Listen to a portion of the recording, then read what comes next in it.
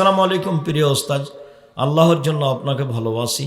জনৈক বক্তা বলেন, হাত তুলে দোয়াতে যে আল্লাহ আমাদের সবটুকু নবী করিম সাল্লাল্লাহু আলাইহি সাল্লামের রওজা মোবারকে পৌঁছিয়ে দাও।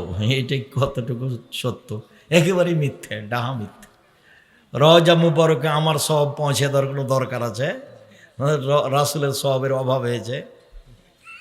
আমি নিজে বিপদে পড়ে আছি, আমি একেবারেই বোকামি কথা। রাসূলের জন্য দুরূদ পড়তে হবে। রাসূলের জন্য কি পড়তে হবে? দুরূদ পড়তে হবে। আর আজানের পরে ওই দোয়া পড়তে পারলাম আমরা, বাহাজি দাওয়াতি তাম্মা। শিরক এর গুনাহ কি মাফ হবে? অজান্তে করার জন্য একটা দোয়া আছে, যে বিষয়ে আমার জ্ঞান নেই সেটা তুমি মাফ করো, এভাবে দোয়ার বই দোয়াটা দেওয়া আছে। গাছের মেহেদি বানিয়ে পায়ে দেওয়া যাবে কি? একবারে জরুরি। মেহেদি হাতে দিবে মহিলারা, পায়ে দিবে, পায়ে দিবে, হাতে দিবে জরুরিভাবে। রাসূল দাড়িতে দিয়েছেন, আমরা দিতে পাবো না তো? আল্লাহ রাসূল তো বলেছেন মহিলারা হায়েজ হয়ে যখন পবিত্র হবে তখন লজ্জা স্থানে আতর ব্যবহার করে। তো নবী তো আতর দাড়িতে দিয়েছেন, তাহলে বোকামি কথা। দাড়িতে দেওয়া সুন্নাত। হায়েজ থেকে পবিত্র হলে লজ্জা স্থানে আতর ব্যবহার করা সুন্নাত। মহিলারা সুন্দরতার জন্য নখে মেহেদি লাগাবে, পায়ের নখে লাগাবে সুন্দরতার জন্য, হাতের নখে দিবে, আরো গায়ে হাতে যেখানে দিলে ভালো লাগবে সেখানে লাগাবে। স্বামীর নাম ধরে স্ত্রী ডাকতে পারে কি না? জি পারে, বুখারী মুসলিমের হাদিস, স্ত্রী স্বামীর নাম ধরে ডাকতে পারে। আজানের সময় খাবার খাওয়া যাবে কি না? যাবে। উত্তর দেওয়ার চেষ্টা করতে হবে। শাশুড়িকে মা বলে না ডাকলে গুনাহ হবে কি না? মা বলে না ডাকলে গুনাহ হবে কেন? মা বলে ডাকাই ভালো, আম্মা বলে ডাকাই ভালো। এই সম্মান যেটা চলে আসছে আগে থেকে, এটাই ঠিক আছে। কেউ যদি বলে মা বলা যাবে না, নিজের মা ছাড়া কারো মাকে মা বলা যায় না, ওটা ভুল বলেছ। মানে স্বীকৃতি দেওয়া যায় না, নিজের মা ছাড়া অন্য মাকে মা বলে স্বীকৃতি দেওয়া যায় না। আমাকে যদি জিজ্ঞাসা করে তোমার মার নাম কি, তখন আমি শাশুড়ির নাম বলবো? তাহলে এটা আমি সম্মান দিয়ে বলেছি, বলা যায়, কোনো সমস্যা নেই। এশার সালাতের পর সুন্নাত পড়ার পর 2 রাকাত তাহাজ্জুদ পড়লে কি কবুল হবে? এশার সালাতের পরে, বেতর সালাতের পরে 2 রাকাত সালাত পড়া যায়। আল্লাহ নবী বলেছেন, রাতে কেউ যদি 2 রাকাত সালাত আদায় করে তাহলে তার নামটা ওইসব তালিকায় দেওয়া হবে যারা রাতে জিকির করে, আল্লাহকে ডাকে।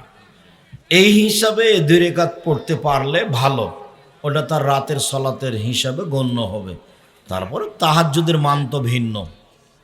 অজু ছাড়া কোরআন পড়া যাবে কি না? জি যাবে, অজু ছাড়া কোরআন মাজিদ পড়া যাবে, কোনো সমস্যা নেই। মাসিক অবস্থায় কোরআন স্পর্শ করা যাবে কি? যাবে। আয়েশা রাদিয়াল্লাহু তাআলা হজ করতে গিয়ে কাঁদছেন। কেন কাঁদছো তুমি? আরে আপনারা তো উমরা আর হজ নিয়ে যাবেন, আমি তো ঋতুবতী, আমি কি করব? শোনো শোনো, তপ করো না, বাকি হাজিরা যা করছে তাই করো।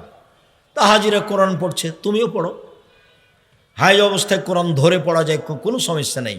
পারবে না 2টা কাজ করতে, একটা সালাত আদায় করতে পারবে না, আর হজ করতে গেলে, উমরা করতে গেলে তওয়াফ করতে পারবে না। প্রিয় শায়েখ, নামাজ রোজার মতো পর্দা করা কি ফরজ? জি, পর্দা ফরজ, ফরজে আইন, ফরজ, একবারই জরুরি।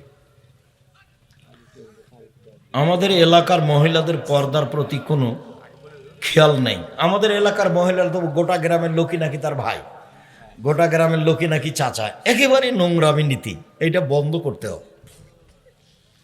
আমরা যখন প্রথমে গ্রামে এসেছি, আব্দুল্লাহ আম্মা এসেছে, তখন আমার চাচারা বাড়িতে ঢুকলে চট করে ঘরে ঢুকে যেত। তখন গ্রামের চাচারা খুব খেপে যেত, খেপতে খেপতে এখন ঠিক হয়ে গেছে, এখন আর কিছু বলে না। তো এই নিজেকে চেষ্টা করতে হবে, তাহলে সহজ হবে। মন খারাপ করবে কেউ, তারপর ঠিক হয়ে যাবে। একজন স্ত্রীর যদি সুস্থতা অবস্থায় থাকে এবং তার স্বামী যদি সহবাসের জন্য বলে, সে যদি না রাজি হয় তাহলে তার স্ত্রীর গুনাহ হয়। তবে যদি তার স্বামীকে তার স্ত্রীর ইচ্ছা পোষণ করে সে যদি না রাজি হয় তাহলে গুনাহ হয় কি না? এইভাবে আল্লাহ রাসূল বলেননি, স্বামীর কথাটা আল্লাহ রাসূল বলেছে। তুমি যেটা ঘুরিয়ে পেঁচিয়ে ধরলে, এইটা আল্লাহ রাসূল বলেননি। ওইদিকে গিয়ে কোনো লাভ নেই। স্ত্রীকে স্বামী ডাকলে তাকে সাড়া দিতে হবে, নইলে স্ত্রী গুনাহগার হবে, এই কথা আল্লাহ রাসূল বলেছেন। এই পর্যন্ত থাকি। আসসালামু আলাইকুম হুজুর, আমার একটা প্রশ্ন। কুকুর বা ছবি মূর্তির মতো দ্বারের ঘরের ভিতরে বিড়াল থাকলেও কি রহমতের ফেরেশতা ঘরে প্রবেশ করবে না? জি না, বিড়ালের ব্যাপার আল্লাহ রাসূল কিছু বলেননি, কুকুরের ব্যাপারে বলেছেন। বিড়াল তো থাকবে, বাড়িতেই থাকে।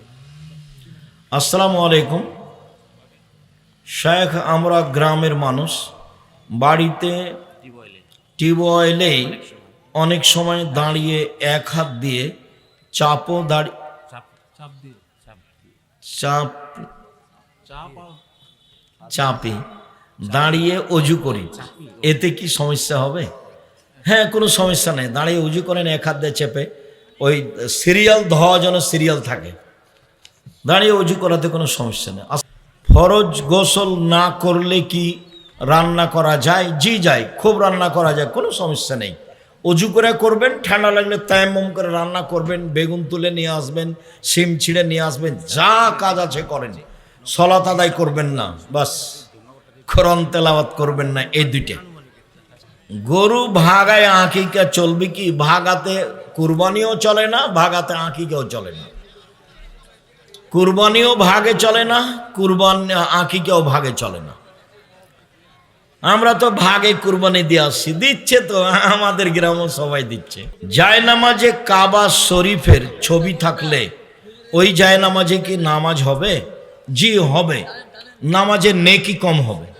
জায়নামাজ হতে হবে এক কালার, সবুজ হোক সাদা হোক। ইস্তেখারার সঠিক নিয়মটা বলেন। অজু করে 2 রাকাত সালাত আদায় করতে হবে।